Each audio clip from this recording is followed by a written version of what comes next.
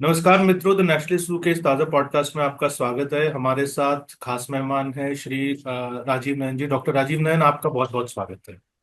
धन्यवाद। Doctor Rajiv Nayan Manohar Parrikar institute of defence studies and analysis में senior research associate है। उससे पहले डिसआर्मामेंट स्टडीज में भी उन्होंने उनके पास उन्होंने डॉक्टरेट की है। और अंतर्राष्ट्रीय विषयों की गहरी समझ रखते हैं। आज हम चर्चा कर रहे हैं नेपाल के बारे में। नेपाल भारत का पड़ोसी देश है। लगभग 3 करोड़ की जनसंख्या है और 2008 में वहां से राजशाही समाप्त होकर और राजशाही का शासन समाप्त हुआ और लोकतंत्र जो है वहां पर आया, जिसे बहुत सारे लोग तथाकथित लोकतंत्र भी कहते हैं। तो उसके विषय में भी चर्चा करेंगे। लेकिन वाकई क्या लोकतंत्र वहां पर आया? आज जो हम चर्चा कर रहे हैं वो इस संदर्भ में कर रहे हैं कि पिछले कुछ दिनों से नेपाल में धरना काफी प्रदर्शन हो रहे हैं और हिंसक प्रदर्शन हुए हैं। सरकार और प्रदर्शनकारियों के बीच में संघर्ष हुआ है। कई लोगों की जान भी गई है।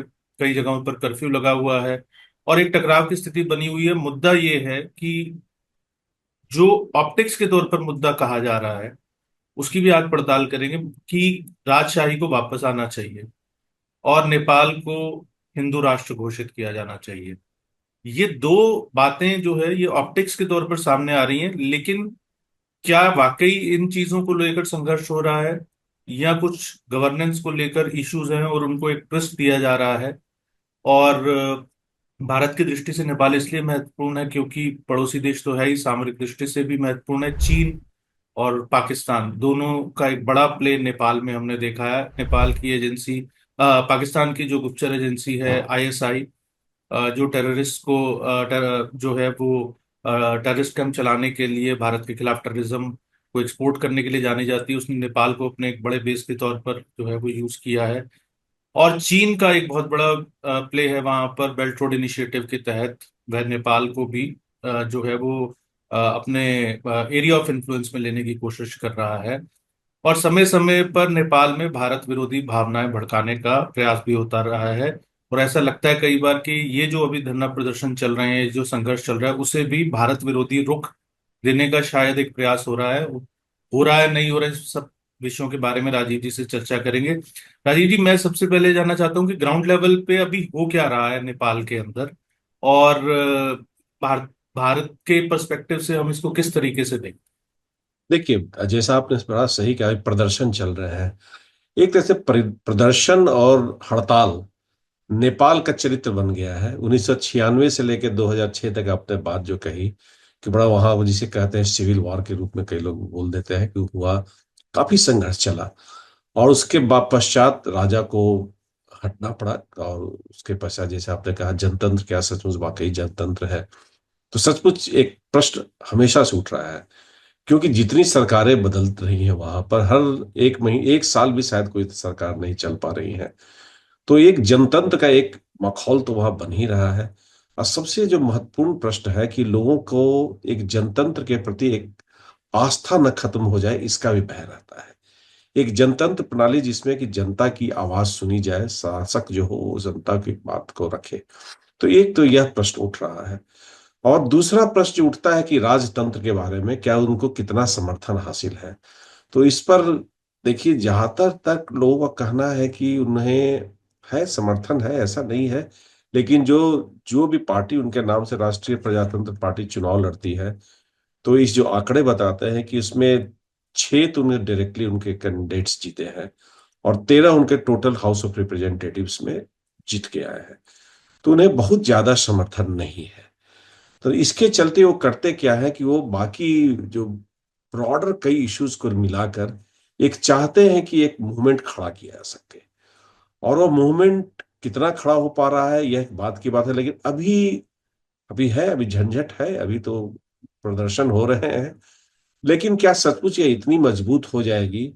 क्योंकि जनता का लगभग कभी कभी मोह भंग सा हो। ये माओइस्ट जो लोग आए हैं जनतांत्रिक प्रणाली में, वो भी कहते हैं कि हमारा भी मोह भंग जनतंत्र से होते जा रहा है समाप्त।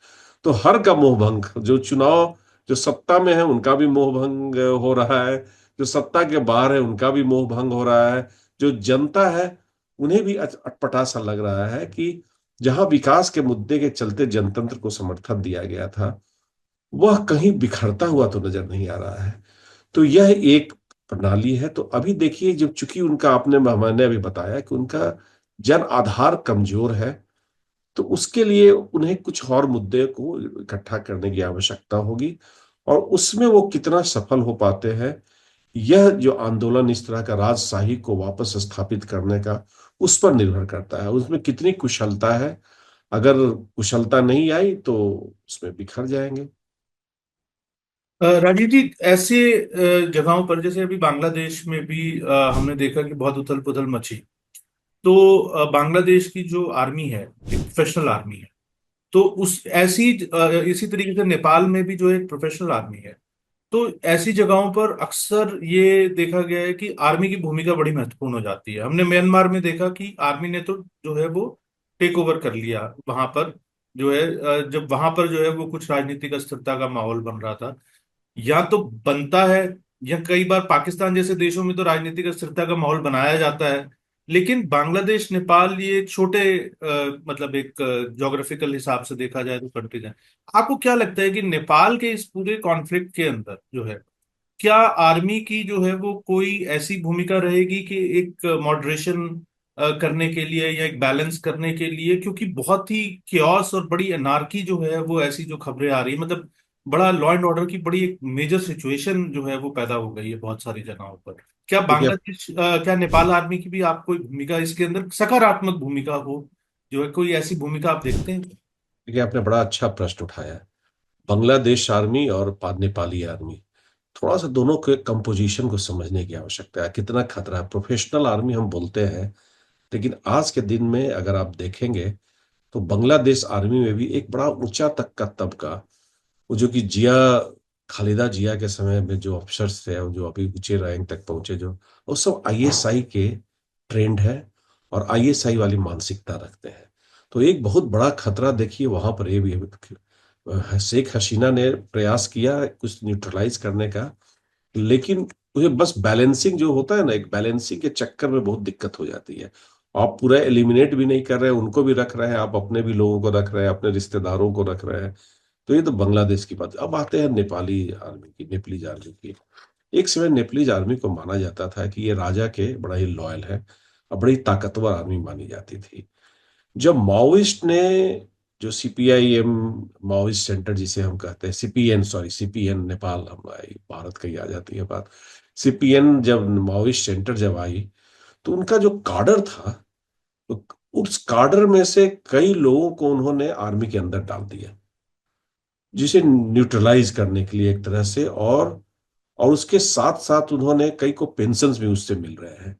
तो बड़ा ही इंटीग्रेटेड अप्रोच इन लोगों ने, माओविस्ट लोग और कम्युनिस्ट पार्टी के लोगों ने वहां पर किया था, जिससे कि जो पुरानी जो आर्मी थी, वो पुरानी आर्मी रह न जाए, उसमें परिवर्तन आ जाए।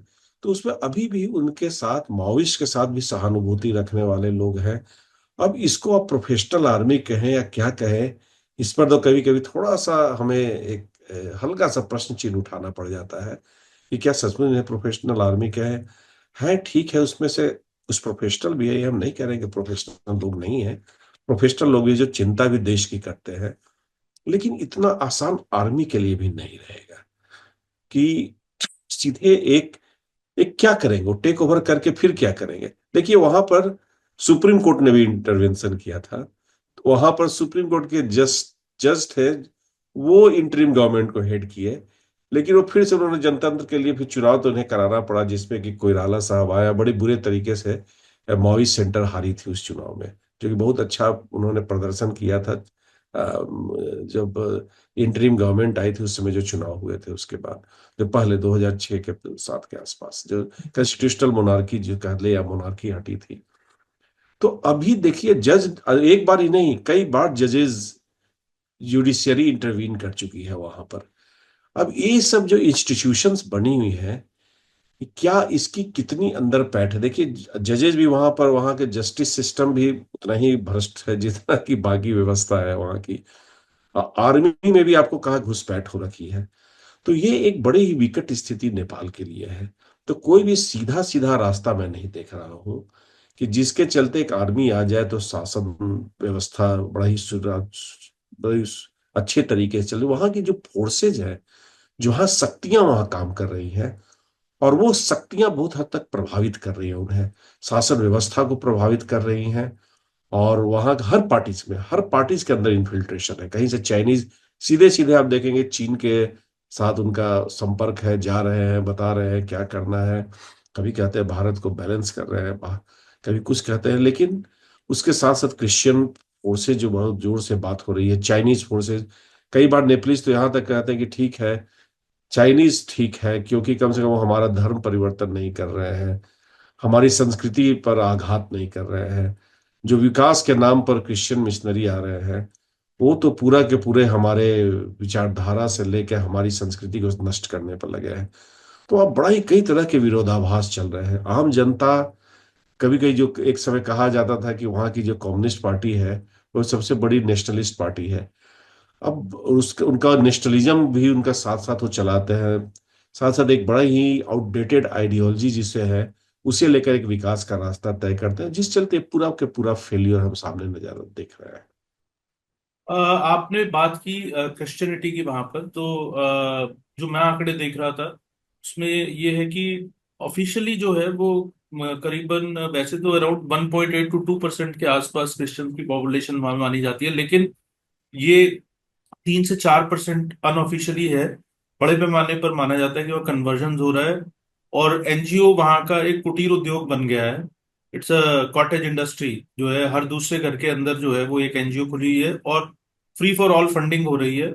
और क्रिश्चियन मिशनरीज बड़ी तेजी से वहां पर धर्म परिवर्तन कर रहे हैं, और ये माना जा रहा है कि ये जो मूवमेंट चल रहा है कि हिंदू राष्ट्र जो है वो दोबारा उसको घोषित किया जाए, इसका एक बहुत बड़ा कारण क्रिश्चियनिटी का ऑनस्लॉट, और दूसरा जो इस्लामिज्म का ऑनस्लॉट।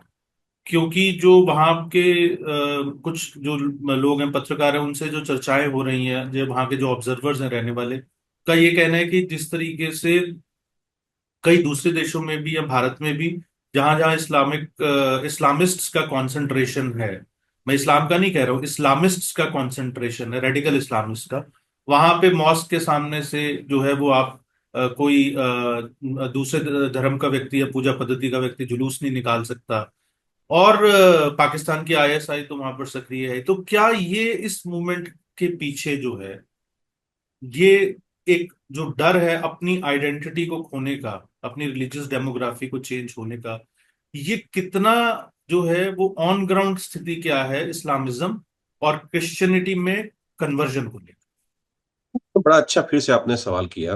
देखिए, वहां जो जब जब सिविल वॉर भी चल रही थी, तो उस समय भी एक प्रश्न हमेशा से एक अपनी पहचान की थी। नेपालियों की अपनी एक हिंदू पहचान बड़ी अंदर तक है, लेकिन देश में गरीबी है, कई तरह के, देखिए वहां पर ह्यूमन ट्रैफिकिंग का से लेकर अब कई समस्याएं, स्लेव ट्रेडिंग शायद ही सब जगह समाप्त हो गया, लेकिन वहां से अभी भी होते रहता है, लोग पाए भी जाते हैं। तो एक बहुत ही दुखद अवस्था थी, जो कि अभी भी है, उसमें समाप्त नहीं हुई है। अभी भी ह्यूमन ट्रैफिकिंग भले ही कागज पर आपको न देखने को मिले, लेकिन जो लोग वहां पर रहते हैं वो बताएंगे कि किस तरह से बॉर्डर में से लोग को लेके एकदम होर्ड्स में ले जाते थे। एक समय सऊदी अरेबिया से लेकर गल्फ में भी वहां से सप्लाई होते थे, महिलाओं का खास करके, प्लस मेल्स का भी एज ए स्लेव उनको किया गया था। तो ये स्थिति थी, वह स्थिति बहुत ही पसंद लोगों को नहीं थी। तो इसी चलते थोड़ा सा माओइस्ट को, चाहे जो पार्टी सीपीएम की थी, कई तीन वहां तो कई पार्टियां हैं, तो उनको एक आधार मिला। लेकिन जब कहीं भी वहां पर कुछ बहुत विकास होते सरकार की तरफ से नहीं दिखा, तो जनता में एक आक्रोश रहा है। और इसी आक्रोश का आप देखिएगा कि जिसे रिफ्लेक्शंस कहे आप, उस सरकार बदलने में भी होते रही है। ठीक है, अब जनता जब नाराज हो रही है तो कहीं ना कहीं से पार्टियों को, जो कोलिशन में आते हैं, उनको बदलना पड़ता है। उसके साथ साथ उन्होंने देखा कि जिस तरह से पैसे का खेल होकर, भ्रष्टाचार की तो बात ही नहीं की जानी चाहिए, और जिस तरह से भ्रष्टाचार के माध्यम से आईएनजीओ जो है, इंटरनेशनल एनजीओज, वो क्रिश्चियनिटी का जिस तरह से लोगों का परिवर्तन करे, मतांतरण, और कुछ तो आपके सामने नजर आता है, कुछ आंकड़े जैसे आपने बताया कि आधिकारिक नहीं है, लेकिन लोग कहते हैं कि स्थिति इससे भी ज्यादा भयावह है जब आप बात वहां से करें। और दूसरी बात जो इस्लामिस्ट फोर्सेस की आपने की, वो बड़े ही नियोजित तरीके से आपने बात किया था पाकिस्तान का, वो तराई क्षेत्र में, वो वहां पर एक उनका सांसद भी वो जिताए थे, और उन्हें बड़ा बहुत अपना जो इन्फ्लुएंस कहते हैं, अपना प्रभाव फैला लिया था। और एक समय पाकिस्तान का जो मिशन था उसमें आधे आईएसआई के लोग थे। उसका डिप्टी चीफ ऑफ मिशन के बारे में कहा जाता है कि बड़ी ओपनली उस हरकतें करता था, जिसमें कि धर्म परिवर्तन से लेके पैसे का पूरा खेल था। उसमें से एक सांसद मारे भी गए थे काठमांडू में। और जो सबसे दुखद जिसके पर माना जाता है कि उनका ज्यादातर तराई, मैंने बोला, भारत के बॉर्डर पर उनका बड़ा ही सुनियोजित तरीके से लोगों को डाला गया है। माना जाता है कि रोहिंग्या को भी वहां बसाया जा रहा है, बांग्लादेश से भी बाद में बसाया गया। राजा भी कोई बहुत अच्छी भूमिका, सकारात्मक भूमिका नहीं किया था उन्होंने भी, उतनी ज्यादा नहीं किया जितना कि माओइस्ट के काल में, और जो जिसके कहते हैं पोस्ट डेमोक्रेटिक पीरियड में ज्यादा, कॉन्स्टिट्यूशनल पीरियड में ज्यादा बढ़े, क्योंकि वोट की राजनीति हो गई।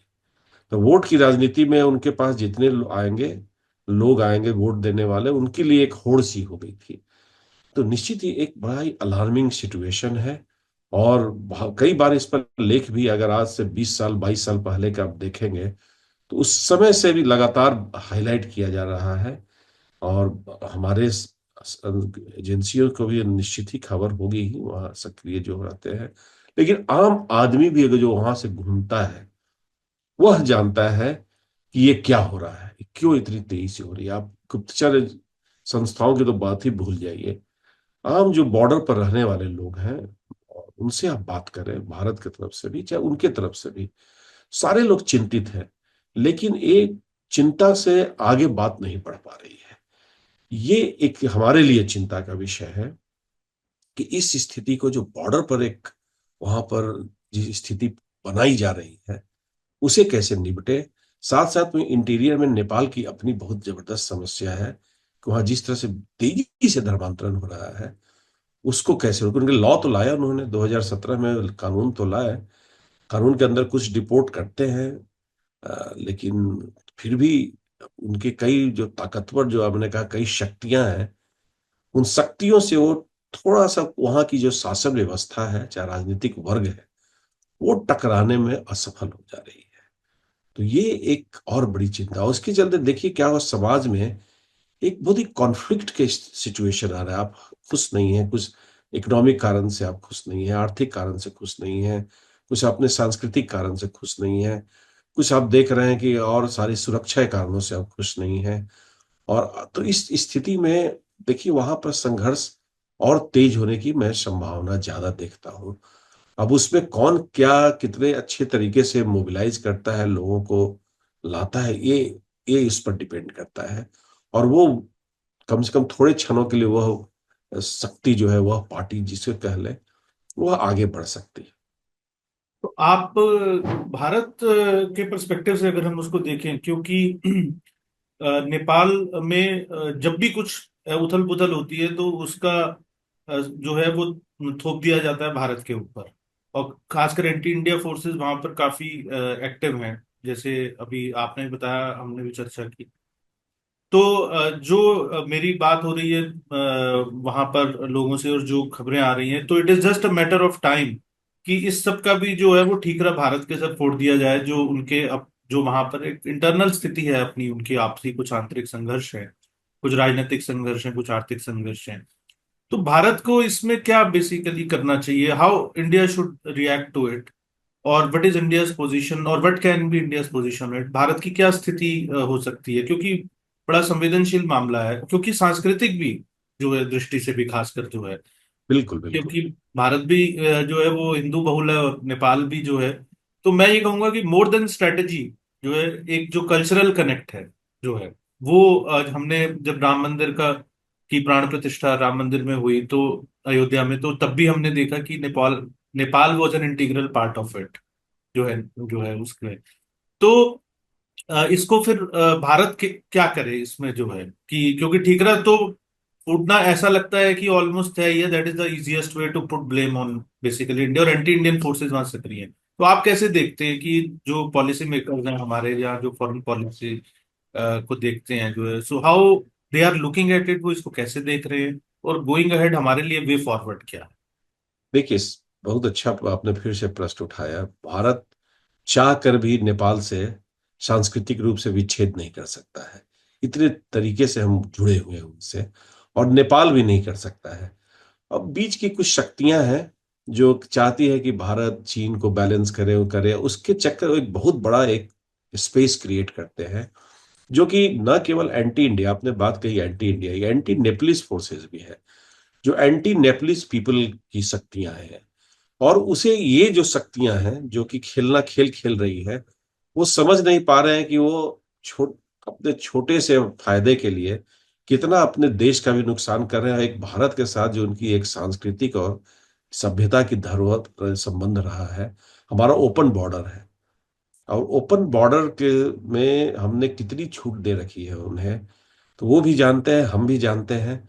साथ तो ये तो भारत के साथ एक बड़ा ही विशेष संबंध हमारा उनके साथ है, और बहुत ही इंटीग्रेटेड है। आप कई बार तो हम अपने मित्रों को तब जानते हैं कि नेपलीज हैं, जो कभी उनका कुछ निकला, नहीं तो मान के चल रहे हैं कि वो तो अभी भारत के हैं, नहीं तो हमारी क्षेत्र का हिस्से है।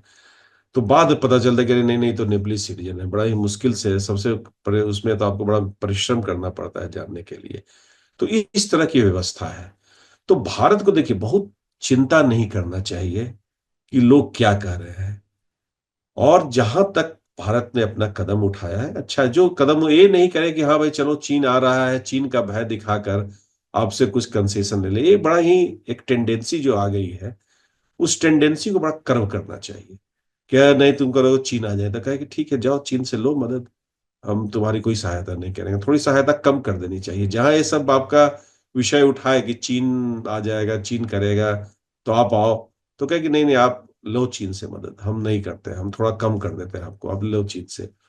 तब वो जाकर जो जो ये तत्व है, मैं सारे नेपालियों की बात नहीं कर रहा हूँ, जो ये लोग खेलना बैलेंसिंग एक्ट जिसको कहते हैं वो करना चाह रहे हैं, वो है, उनको बहुत तरजीह नहीं दी जानी चाहिए। हम जो कार्य कर रहे हैं, जो हम उनकी सांस्कृतिक हिफाजत के लिए, उनकी सांस्कृतिक जो संरचना को बनाए रखने के लिए, उस पर हमें निश्चित ही कार्य करते रहना चाहिए। और उस पर हमें कोई कमजोरी अपनी नहीं होना चाहिए कि अगर कोई कुछ कह रहा है तो हम नहीं करें।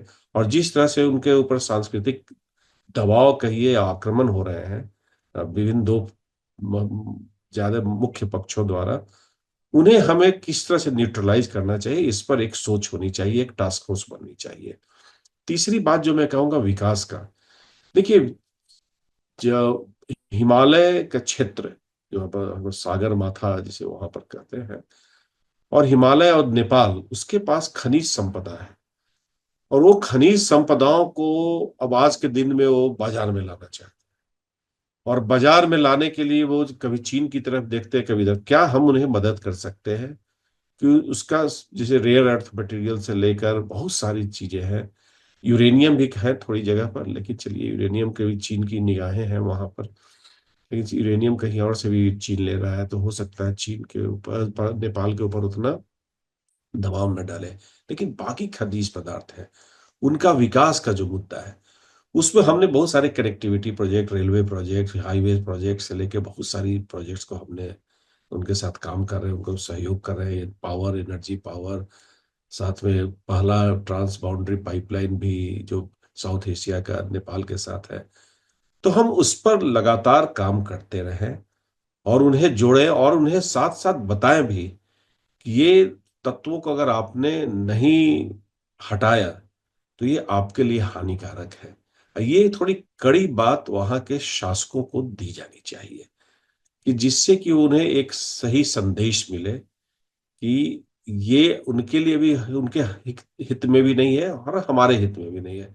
जो हमारे हित में नहीं होगा, उस पर बड़ा ही स्पष्ट शब्दों में उन्हें बताना चाहिए, और कहे कि इससे संबंध खराब होगा, और इससे आपको मदद आगे मिलने में परेशानी होगी, और आपके लिए सबसे आगे आपकी जनता के लिए नुकसान है। तो आपके यहाँ प्रदर्शनों का और दौड़ लगेगा। ये प्रदर्शन अभी नहीं, देखिए, इसके पीछे हो सकता है राजशाही, जैसे हमने शुरू में ही कहा था कि राजशाही एक प्रश्न है, क्योंकि जनता, बहुत जनता लग रहा है कि वो, चलो पिछले साल जाते हैं, अभी तो क्या विकास हमें मिला, बहुत ज्यादा विकास तो मिला नहीं, बहुत क्या राइट्स मिला। तो जितने राइट्स जो है सुपरफिशियल राइट्स देकर, और आप एक अस्थिर जो राष्ट्र को बना दिए हैं, तो ऐसे राष्ट्र को लेकर क्या करना है। तो ये भी बात जनता पे आ रही है। और अभी जनता उधेड़ बुन में है, एक बड़ा ही संक्रमण सा काल है मैं तो देख रहा हूँ नेपाल में। इससे एक सही नई रास्ता निकलेगा, नई किरण में रहेगी, और ये नेपाल के हित के लिए अच्छा होगा, ये मैं सोचता हूँ। तो आज की चर्चा को राजीव जी यही रोकते हैं। इट्स अ डेवलपिंग स्टोरी, तो आपसे लगातार इस पर हम लोग चर्चा करते रहेंगे। और दर्शकों से आग्रह है कि अगर आपको चर्चा अच्छी लगी हो तो इसे शेयर करें, लाइक करें, सब्सक्राइब करें। राजीव जी, आपका बहुत बहुत धन्यवाद। आपने अपने व्यस्त शेड्यूल में से समय निकाला। और दर्शकों का भी धन्यवाद कि उन्होंने इस वीडियो को देखा। और आपने बहुत अच्छे से जो है वो बड़ा डीमिस्टिफाई किया इसको।